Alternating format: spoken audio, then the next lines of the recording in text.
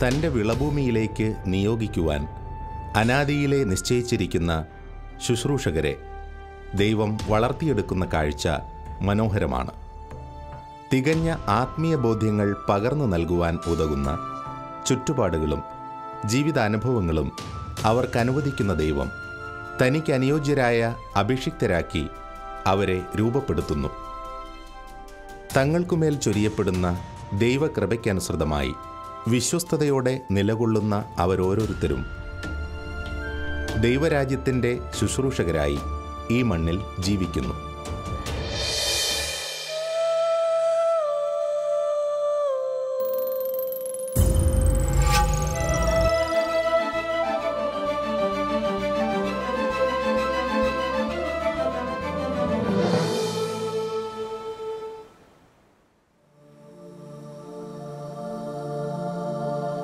ദൈവം വരദാനമായി ഹൃദയത്തിൽ നിറച്ച സംഗീതത്തിലൂടെ ജനലക്ഷങ്ങളിൽ സ്നേഹപ്രവാഹം തീർത്ത അനുഗ്രഹീതനായ സംഗീതജ്ഞൻ. പരിശുദ്ധാത്മാവിൻ്റെ വരദാന ഫലങ്ങളാൽ ജനഹൃദയങ്ങളിൽ ആത്മീയ സാന്ത്വനം പകർന്ന മഹാനായ ദൈവശുശ്രൂഷകൻ, സെമിനാരി അധ്യാപകൻ, വചനപ്രഘോഷകൻ, ഗ്രന്ഥകാരൻ എന്നിങ്ങനെ വിവിധ തുറകളിൽ സജീവമായ ഇടപെടലുകളോടെ കേരള സഭയിലും പുറത്തും വ്യക്തിമുദ്ര പതിപ്പിച്ച അഭിഷിക്തൻ. ബഹുമാനപ്പെട്ട ജസ്റ്റിൻ പനക്കിലച്ചൻ താൻ ഇടപെട്ട മേഖലകളുടെ വൈവിധ്യം കൊണ്ടും സ്വാധീന ശക്തി കൊണ്ടും ശിഷ്യസമ്പത്ത് കൊണ്ടും കേരള സഭയിൽ ശ്രദ്ധേയനാണ്. 1980കളിൽ പൈതലാം യേശുവെ തുടങ്ങി അദ്ദേഹം സംഗീതം നൽകിയ ഒരുപിടി ഗാനങ്ങളിലൂടെ മലയാളികൾ ഒന്നടങ്കം അദ്ദേഹത്തെ ഹൃദയത്തോട് ചേർത്ത് നിർത്തിയിരിക്കുന്നു.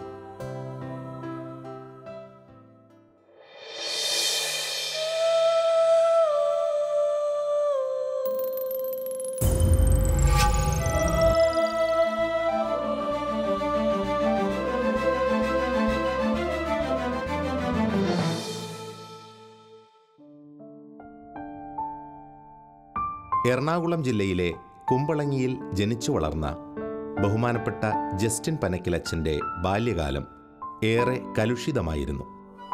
കേവലം 3 വയസ്സുമാത്രം പ്രായമുണ്ടായിരിക്കെ സംഭവിച്ച പിതാവിൻ്റെ ആകസ്മികമായ വേർപാട് ആ കുടുംബത്തിന് കനത്ത ആഘാതം സൃഷ്ടിച്ചു.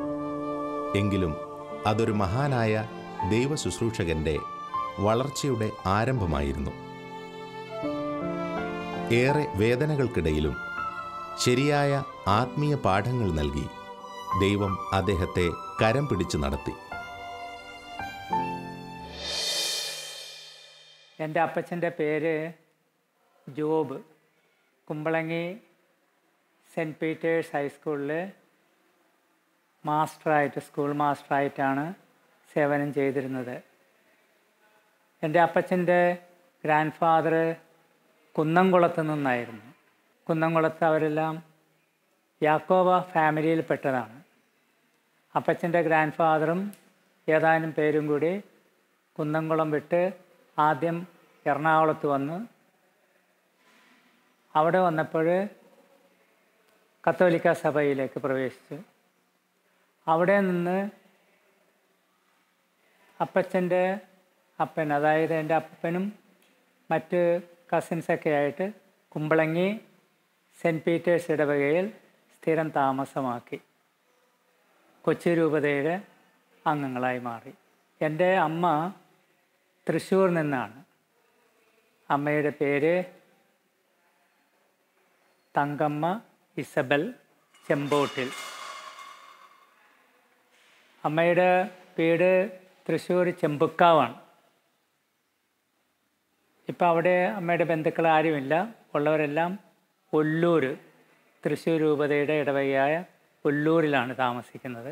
അപ്പച്ചന് 40 വയസ്സുള്ളപ്പോൾ ഹാർട്ട് അറ്റാക്കായിട്ട് മരിച്ചു. അമ്മയ്ക്ക് ആ സമയത്ത് 30 വയസ്സേ പ്രായമുണ്ടായിരുന്നുള്ളൂ. അപ്പച്ചൻ മരിച്ച 9-ാം ദിവസം അമ്മ എൻ്റെ ഇളയ അനിയനെ പ്രസവിച്ചു. അപ്പച്ചൻ്റെ മരണം ഞങ്ങളെല്ലാവരെയും സാമ്പത്തികമായിട്ട് വളരെയധികം വിഷമിപ്പിച്ചു. അപ്പച്ചൻ മരിക്കുമ്പോൾ എനിക്ക് 3.5 വയസ്സേ ഉണ്ടായിരുന്നുള്ളൂ. അപ്പോഴത്തേക്കും അമ്മ 30-ാമത്തെ വയസ്സിൽ 6 മക്കളുടെ അമ്മയായിരുന്നു. 7 പേരുണ്ടായിരുന്നു. ഞാൻ ജനിക്കുന്നതിന് മുമ്പ് ഒരു ബ്രദർ മരിച്ചുപോയി 3-ാമത്തെ വയസ്സിൽ.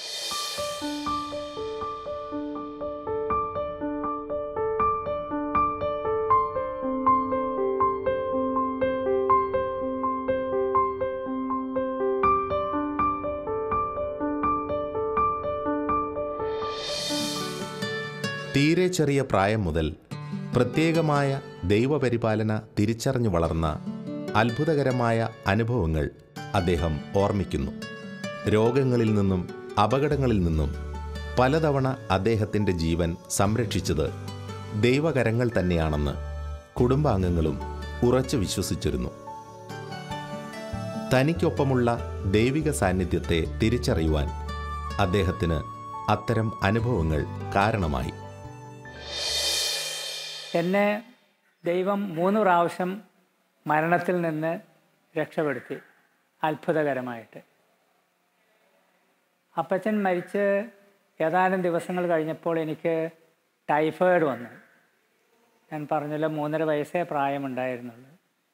അമ്മയാണെങ്കിൽ ഇളയ കുഞ്ഞിനെ പ്രസവിച്ച് കിടപ്പാണ്. അപ്പോൾ എൻ്റെ അമ്മയുടെ അമ്മാമ്മ തൃശ്ശൂരിൽ നിന്ന് വന്നാണ് എന്നെ പരിചരിച്ചത്.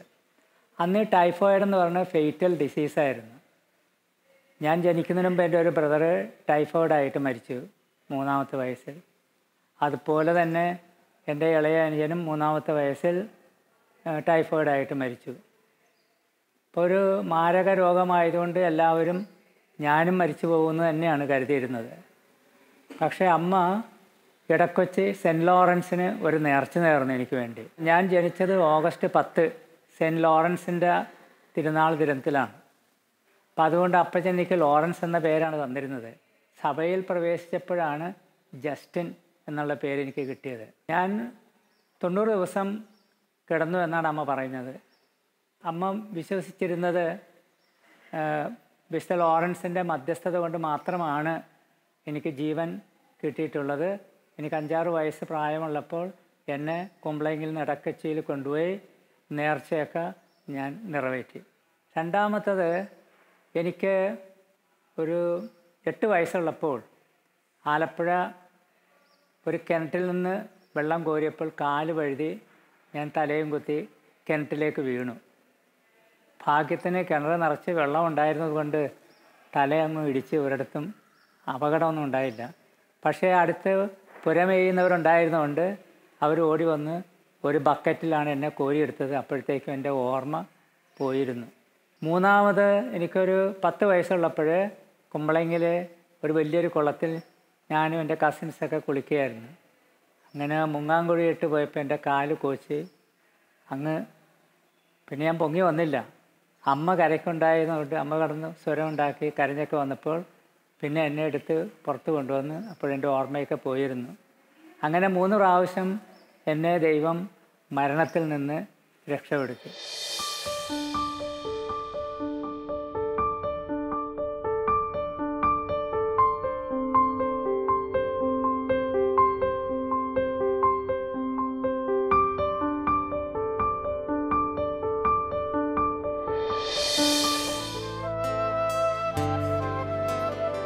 ഓർമ്മ വെച്ച കാലം മുതൽ ഒരു വൈദികനായിത്തീരണമെന്ന ആഗ്രഹമാണ് തനിക്കുണ്ടായിരുന്നതെന്ന് ബഹുമാനപ്പെട്ട ജസ്റ്റിൻ പനക്കിലച്ചൻ ഓർമ്മിക്കുന്നു. സുഹൃത്തുക്കളോടും കുടുംബാംഗങ്ങളോടുമെല്ലാം അക്കാര്യം അദ്ദേഹം തുറന്നു പറഞ്ഞിരുന്നതിനാൽ എല്ലാവരും ആ കണ്ണിലൂടെ ആ ബാലനെ കണ്ടു. അമ്മയാകട്ടെ ഭാവിയിലെ ഒരു പുരോഹിതനു വേണ്ട ശരിയായ ശിക്ഷണം നൽകുന്നതിൽ ബദ്ധശ്രദ്ധയായിരുന്നു. ജന്മനാൽ തന്നെ ദൈവം തനിക്കായി മാറ്റി നിർത്തിയ ഒരാത്മാവിനെ അത്ഭുതകരമായ വഴികളിലൂടെ കരം പിടിച്ചു നടത്തുന്നതിൻ്റെ ദൃശ്യങ്ങൾ ഈ ജീവിതത്തിൽ നമുക്ക് തിരിച്ചറിയാനാവൂ.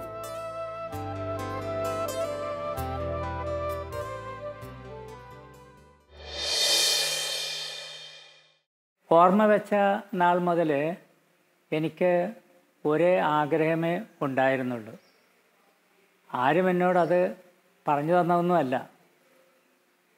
ഒരു വൈദികനാകണം, അച്ഛനാകണം എന്നുള്ളതാണ്. അതുകൊണ്ട് എന്നോട് ചോദിക്കും, എൻ്റെ നെയ്ബേഴ്സൊക്കെ കുമ്പളങ്ങിയിലുള്ള എൻ്റെ വീട്ടിന് ചുറ്റുമുള്ളവർ ചോദിക്കും, ഭാവിയിൽ ആരാവും, കുട്ടികളോട് ചോദിക്കുന്ന ചോദ്യങ്ങൾ. അപ്പോൾ ഞാൻ എപ്പോഴും പറയും ഞാൻ അച്ഛനാവുമെന്ന് പറയും.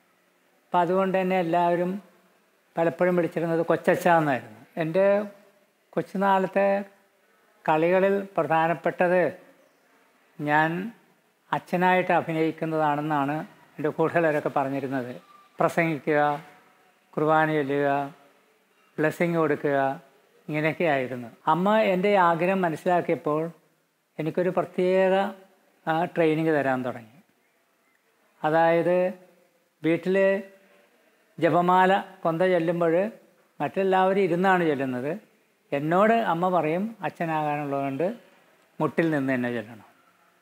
അതുപോലെ എന്നെ മാത്രം രാവിലെ എഴുന്നേൽപ്പിച്ച് റെഡിയാക്കി കുർബാന കാണാനായിട്ട് പള്ളിയിലേക്ക് വിടും. ആദ്യ കുർബാന സ്വീകരണം കഴിഞ്ഞപ്പോൾ എല്ലാ ശനിയാഴ്ചയും അമ്മ എന്നോട് പള്ളിയിൽ പോയി കുമ്പസാരിക്കാൻ ആവശ്യപ്പെട്ടിരുന്നു. അതുകൂടാതെ എന്നെ വികാരിയച്ഛൻ്റെ അടുത്ത് കൊണ്ടുപോയി ഓൾട്ടർ ബോയ്സ് അസോസിയേഷനിൽ ചേർത്തു.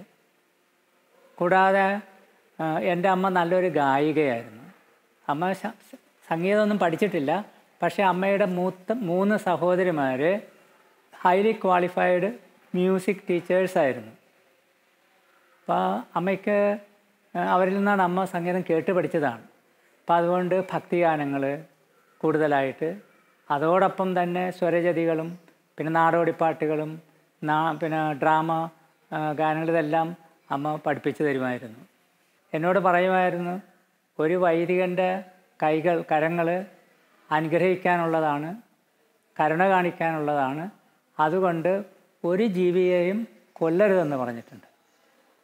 അപ്പം അതുകൊണ്ട് കൊച്ചുനാളിൽ കറി വെക്കാനുള്ള കോഴിയെപ്പോലും കൊല്ലാൻ അമ്മയെ സമ്മതിച്ചിട്ടില്ല. ഒരു ദിവസം കാലത്ത് 11:30 മണി വരെ കാത്തിരുന്നു. കാരണം എൻ്റെ അനിയൻ വരാനായിട്ട്. എന്നെക്കൊണ്ടമ്മ കോഴിയെ കൊല്ലാൻ സമ്മതിച്ചില്ല. കാരണം അത് അനുഗ്രഹിക്കാനുള്ളതാണ് എന്നാണ് അമ്മ എപ്പോഴും പറഞ്ഞിരുന്നത്.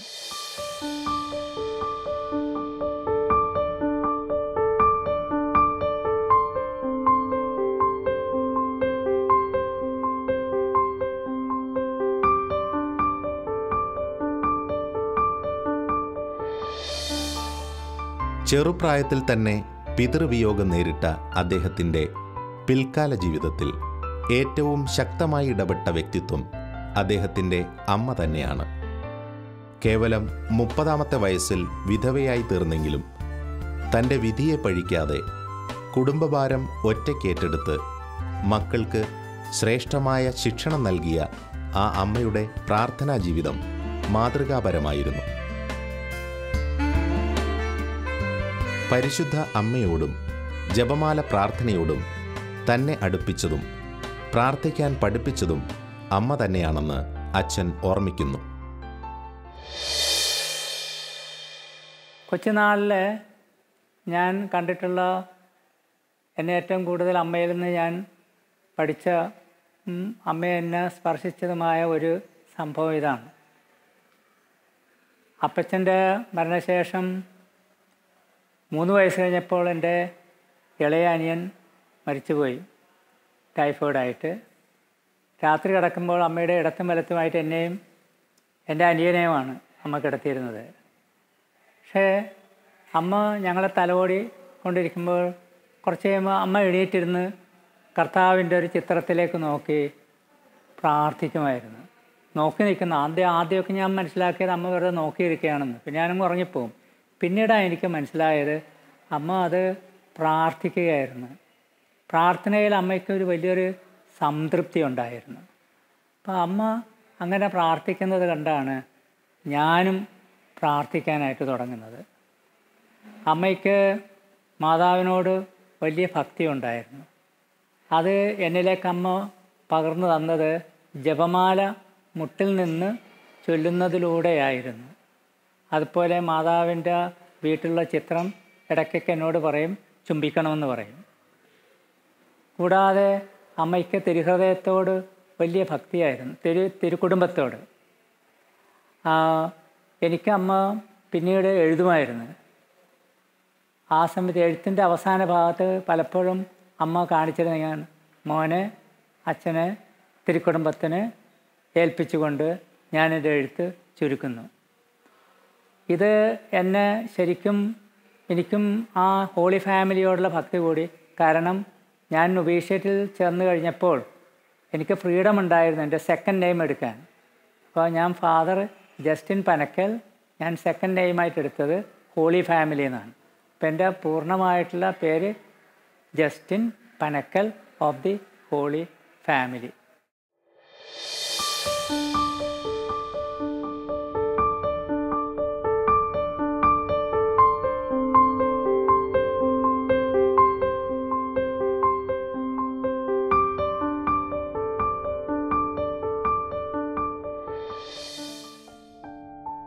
ക്രാന്തദർശിയായിരുന്ന ആ അമ്മ ഓരോ നിമിഷവും തൻ്റെ മകനെ കത്തോലിക്ക തിരുസഭയോട് ചേർത്ത് നിർത്തി വളർത്തുവാൻ പ്രത്യേകം ശ്രമിച്ചിരുന്നു.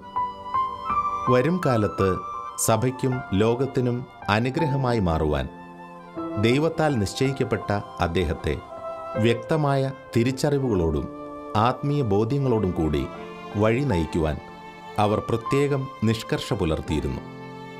അനുദിന ദിവ്യബലിക്കും ആരാധനകൾക്കും അദ്ദേഹത്തെ പങ്കെടുപ്പിക്കുന്നതിനൊപ്പം തിരുസഭാ നേതൃത്വത്തോടുള്ള പൂർണ്ണ വിധേയത്വത്തിൽ വളരുവാനുള്ള പ്രേരണയും നൽകിയ ആ അമ്മ വിശ്വാസം നഷ്ടപ്പെട്ടുകൊണ്ടിരിക്കുന്ന ഈ ലോകത്തിന് ഒരു മാതൃക കൂടിയാണ്. കൊച്ചുനാളിലെ സമ്മർ ഹോളിഡേയ്സ് വരുമ്പോൾ അമ്മ ഞങ്ങളെ മുളന്തുരുത്തിയിൽ കൊണ്ടുവരുന്നു. പ്രത്യേകിച്ച് ഞാനും അമ്മയും മുളന്തുരുത്തിയിൽ. അമ്മയുടെ നേരെ മൂത്ത സഹോദരി കുടുംബാംഗങ്ങളും എല്ലാം യാക്കോബക്കാരാണ്. അന്ന് അവിടെ കത്തോലിക്ക പള്ളികളില്ല, ലാറ്റിൻ റൈറ്റിലുമില്ല, സീറോ മലബാർ റൈറ്റിലുമില്ല. അമ്മയ്ക്ക് ആരോ പറഞ്ഞു കൊടുത്ത് അമ്മ മനസ്സിലാക്കി യാക്കോബക്കാരുടെ കുർബാനയും നമ്മുടെ കുർബാനയും ഒന്ന് തന്നെയാണെന്ന്. അപ്പോൾ അതുകൊണ്ട് ഞായറാഴ്ച ദിവസങ്ങളിൽ അമ്മ എന്നെ മറ്റവരോടൊപ്പം ഈ വെട്ടിക്കൽ പള്ളി, മുളന്തുരുത്തിൽ വെട്ടിക്കലുണ്ട്, ആ പള്ളിയിൽ കുർബാന കൊണ്ടുപോകുമായിരുന്നു. പക്ഷേ കുർബാന സ്വീകരിച്ചിരുന്നില്ല. അതോടൊപ്പം തന്നെ അമ്മയുടെ ചേച്ചി അവരും വളരെ ഒരു ഭക്തജീവിതം നയിച്ചിരുന്നവരാണ്. രാത്രി പ്രാർത്ഥന തുടങ്ങും. പക്ഷേ അമ്മ എന്നെ ഞങ്ങൾ രണ്ടും ഒരു മുറിയിലേക്ക് മാറിയിരുന്ന് ആദ്യം കൊന്ത ചൊല്ലുമായിരുന്നു. ആ പ്രാർത്ഥനയ്ക്ക് ശേഷമാണ് മറ്റവരോടുകൂടെയുള്ള മറ്റു പ്രാർത്ഥനയിൽ സംബന്ധിച്ചിരുന്നത്.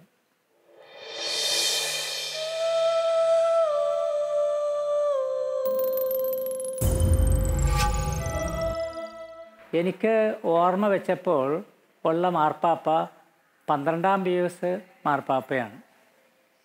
അപ്പം അമ്മ എനിക്കിപ്പോഴും ഓർമ്മയുണ്ട്, 12-ാം പിയൂസ് മാർപ്പാപ്പയുടെ ചിത്രം എന്നെ കാണിച്ചുകൊണ്ട് പറഞ്ഞ് മോനെ ഇതാണ് നമ്മുടെ മാർപ്പാപ്പ 12-ാം പിയൂസ്.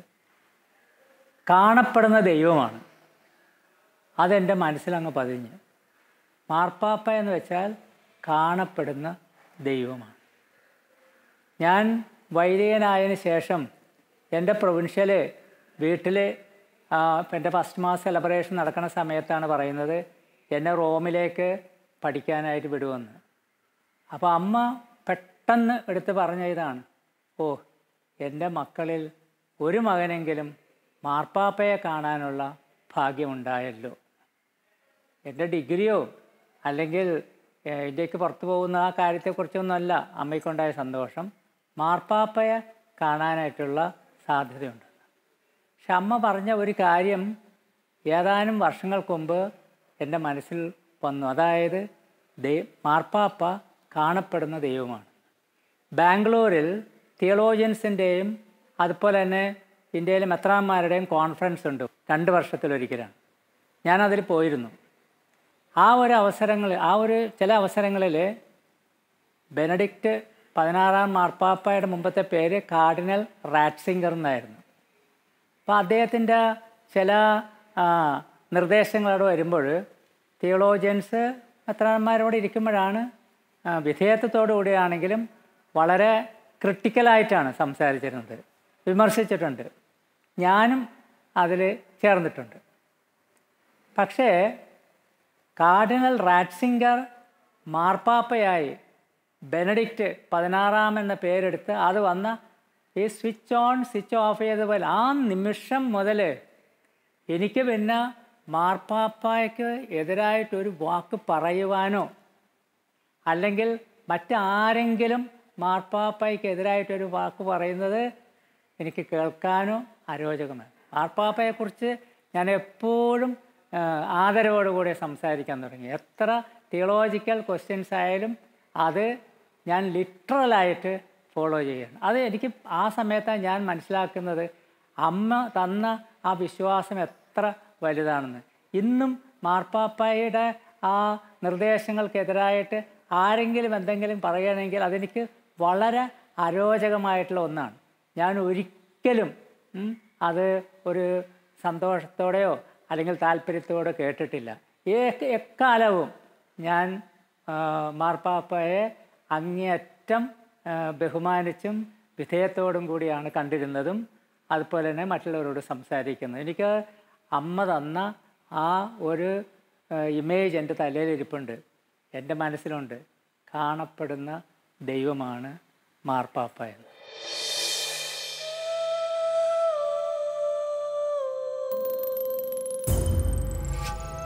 ചെറുപ്രായത്തിൽ തന്നെ തൻ്റെ മേലുള്ള ദൈവവിളി തിരിച്ചറിഞ്ഞ അനുഗ്രഹീതനായ ഒരു ശുശ്രൂഷകൻ. അദ്ദേഹത്തിൻ്റെ വിസ്മയനീയമായ ജീവിത വഴികളിലെങ്ങും തെളിഞ്ഞു നിൽക്കുന്നത് അവർണ്ണനീയമായ ദൈവകൃപയാണ്. ഓർമ്മ വെച്ച കാലം മുതൽ ആ ദൈവമഹത്വം പ്രഘോഷിക്കുന്ന ഈ അഭിഷിക്തൻ്റെ വഴികളിൽ ഇനിയും പരിശുദ്ധാത്മാവിൻ്റെ അഗ്നി ജ്വലിക്കുവാൻ നമുക്കും പ്രാർത്ഥിക്കാം. ദൈവദാസനെ മോൺസിഞ്ഞർ റെയ്നോൾഡ്സ് പ്രാർത്ഥനയുടെ ഒരു വ്യക്തിയായിരുന്നു. ഞാൻ പല പ്രാവശ്യവും അദ്ദേഹം നീലറിൽ നിന്ന് പ്രാർത്ഥിക്കുമ്പോൾ അടുത്തു പോയി നിൽക്കുമായിരുന്നു. അദ്ദേഹത്തിന് എന്നോട് അത്ര സ്നേഹമുണ്ടായതുകൊണ്ട് ഞാൻ അടുത്തു പോയി നിൽക്കുന്നതുകൊണ്ട് അദ്ദേഹം ഒരിക്കലും ഒരു നീരസം ഒന്നും കാണിച്ചിട്ടില്ല. എൻ്റെ പല എഴുത്തുകളും ഈ റെയ്നോൾഡ് അച്ഛൻ മറ്റു കുട്ടികളുടെ മുമ്പിൽ അമ്മയുടെ എഴുത്ത് വായിച്ച് കേൾപ്പിക്കും. എനിക്കെന്തൊരു അഭിമാനമായിരുന്നു. എൻ്റെ അമ്മയുടെ എഴുത്ത് മറ്റു കുട്ടികളെ വായിച്ച് കേൾപ്പിക്കാൻ എനിക്ക് വലിയ അഭിമാനമായിരുന്നു. കാരണം മോൺസിഞ്ഞോറിന് അമ്മയോടും സ്നേഹവും ബഹുമാനമൊക്കെ ഉണ്ടായിരുന്നു. എൻ്റെ അമ്മയ്ക്ക് എൻ്റെ ദൈവവിളിയായിരുന്നു ഏറ്റവും പ്രധാനപ്പെട്ടത്. അപ്പച്ചൻ കഴുത്തിൽ ധരിപ്പിച്ച ആ സ്വർണ്ണ താലിമാലയേക്കാളും വലുത് അമ്മയ്ക്ക് എൻ്റെ ദൈവവിളിയായിരുന്നു. എല്ലാവരും കിടന്നെന്നങ്ങോട്ട് എനിക്ക് ബോധ്യമായി കഴിയുമ്പോൾ എല്ലാ രാത്രിയും ഒരു എക്സെപ്ഷൻ കൂടാതെ എല്ലാവരും കിടന്ന് എന്നു തോന്നുമ്പോൾ ഞാൻ എഴുന്നേറ്റ് മുട്ടിൽ നിൽക്കും. എൻ്റെ കട്ടിലിൻ്റെ അടുത്ത് മുട്ടിൽ നിന്ന് ഒരു എക്സ്ട്രാ കൊന്ത, ഹെയ്ലോളി ക്വീൻ, മെമ്മറാരെ, എത്രേന്ത്യകളും ഇത് മൂന്നും ഞാൻ ചൊല്ലിയിട്ട് മാതാവിന് കാഴ്ചവെക്കും. എൻ്റെ ദൈവവിളി ഏത് സന്യാസ സഭയിലേക്കാണെന്ന് എനിക്ക് കാണിച്ചു തരണം.